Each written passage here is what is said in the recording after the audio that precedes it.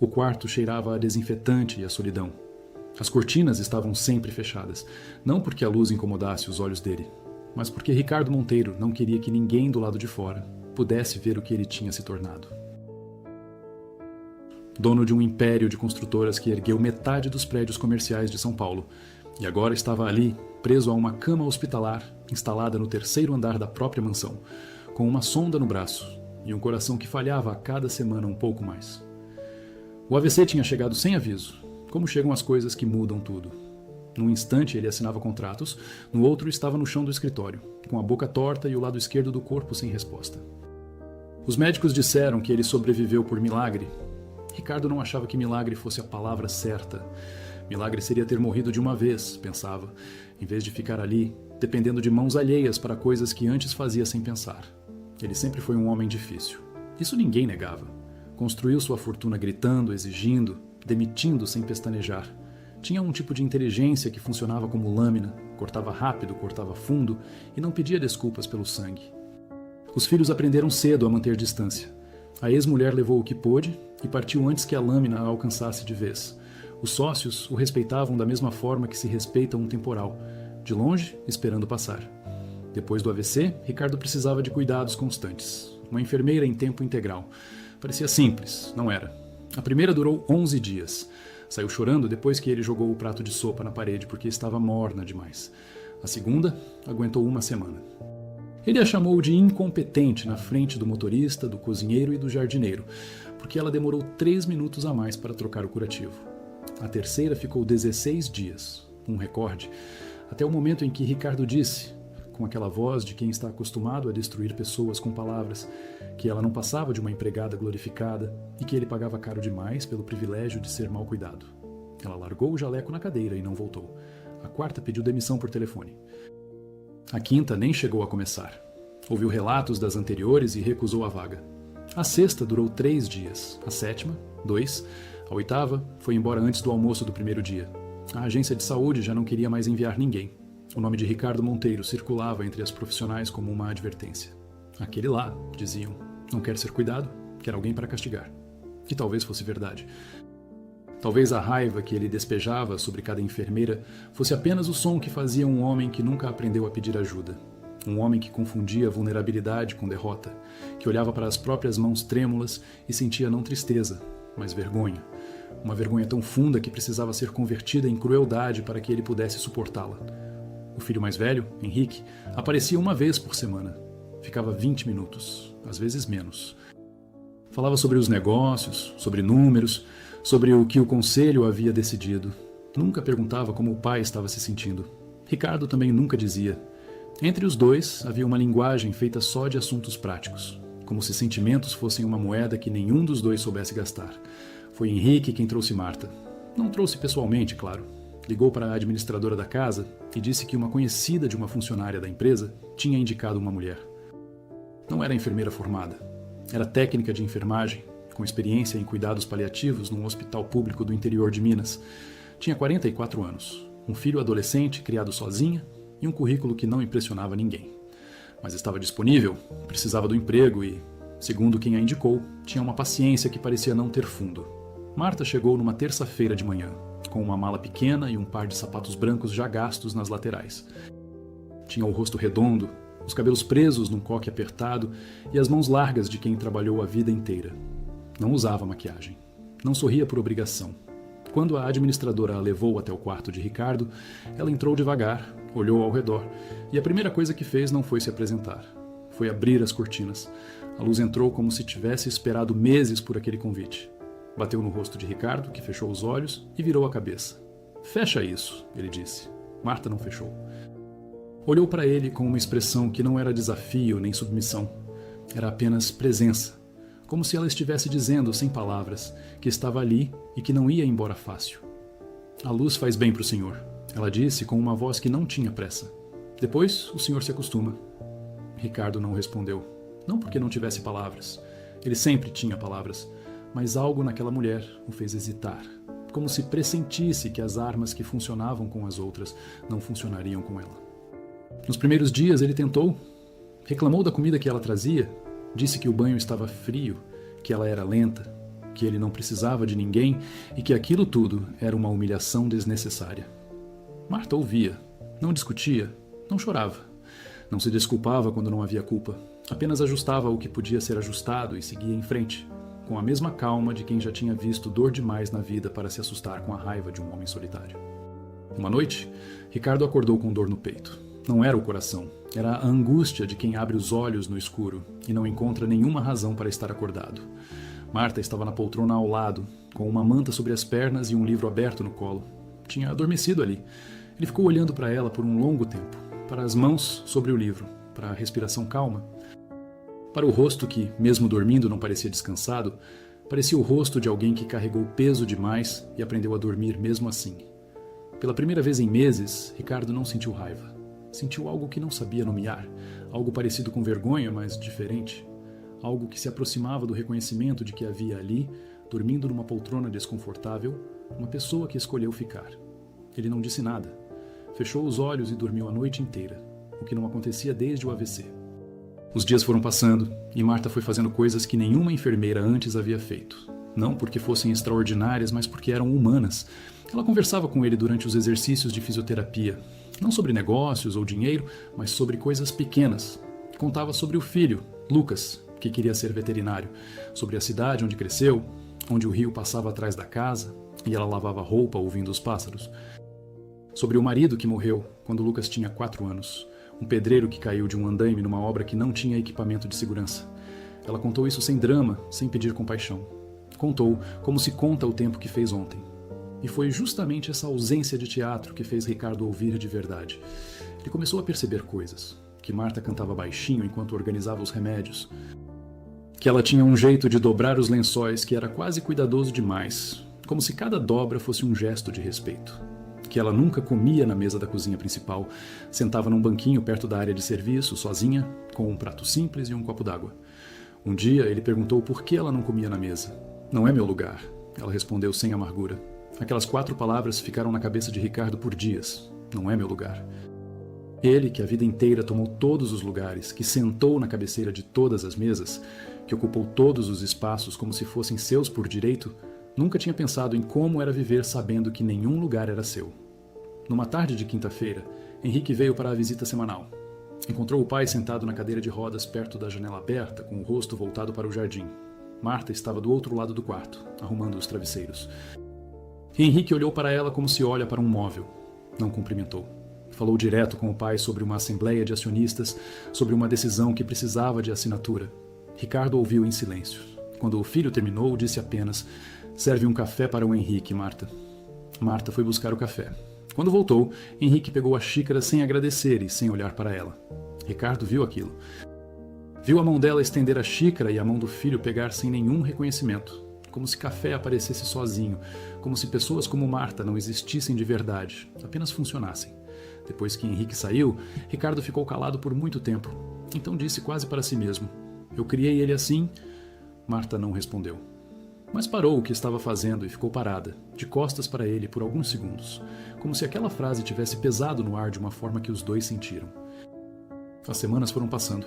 Ricardo começou a melhorar, não apenas fisicamente. Os médicos notaram que a pressão estava mais estável, que ele dormia melhor, que a rigidez do lado esquerdo estava cedendo lentamente. Mas era outra coisa que mudava nele, algo que não aparecia em exames.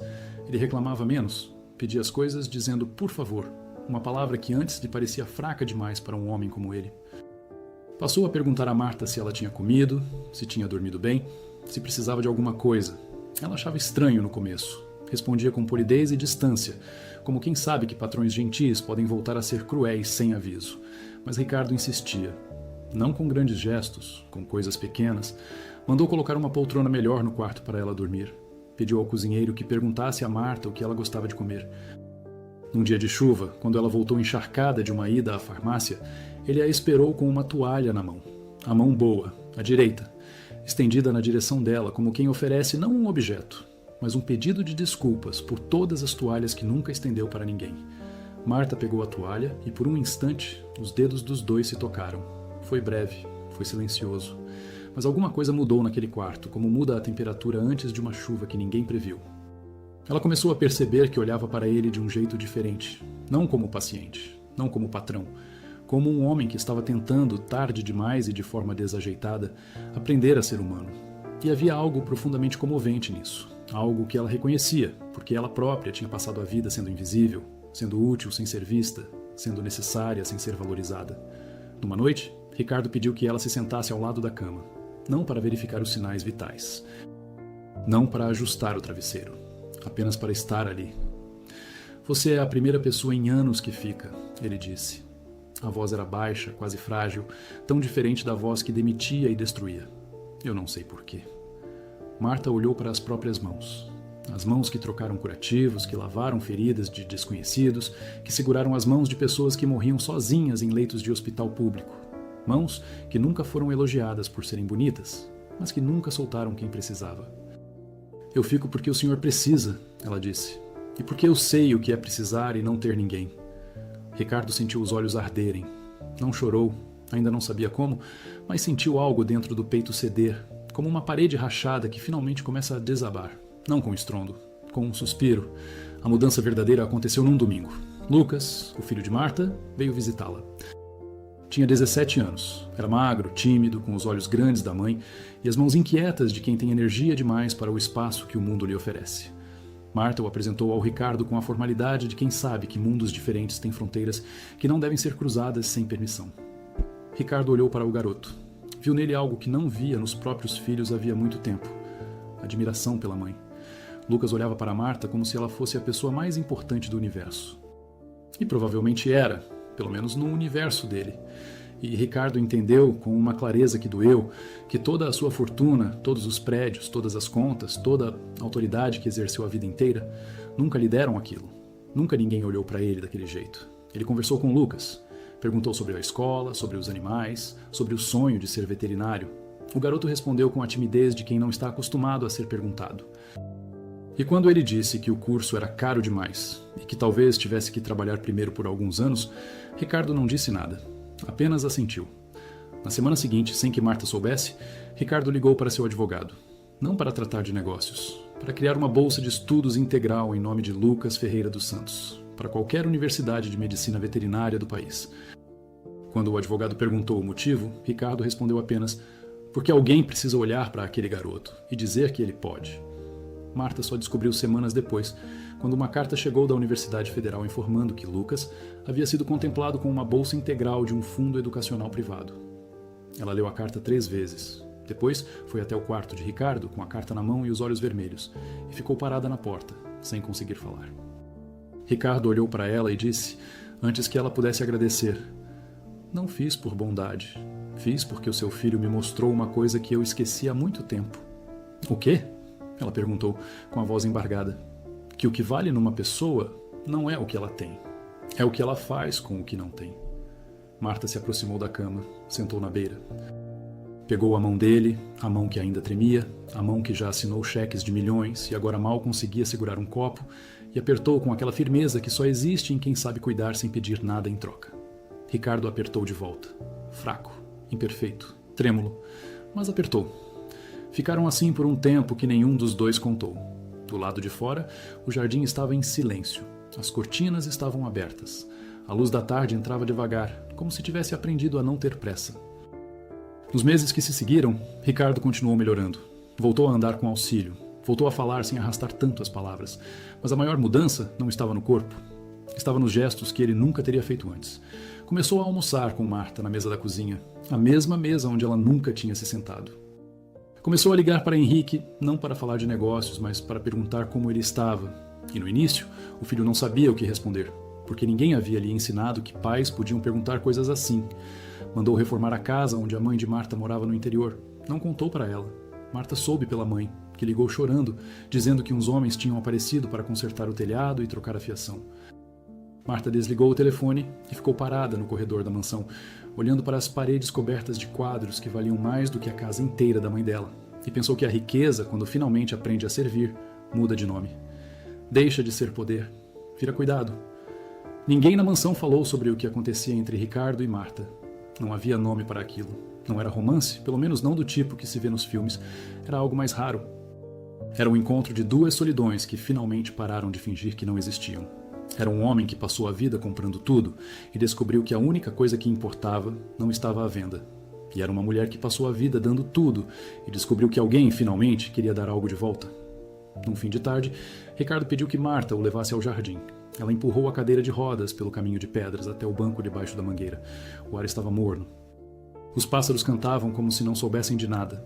Ricardo olhou para ela e disse: "Quando eu morrer, e eu vou morrer, Marta, ninguém escapa. Eu quero que você saiba de uma coisa." Ela esperou.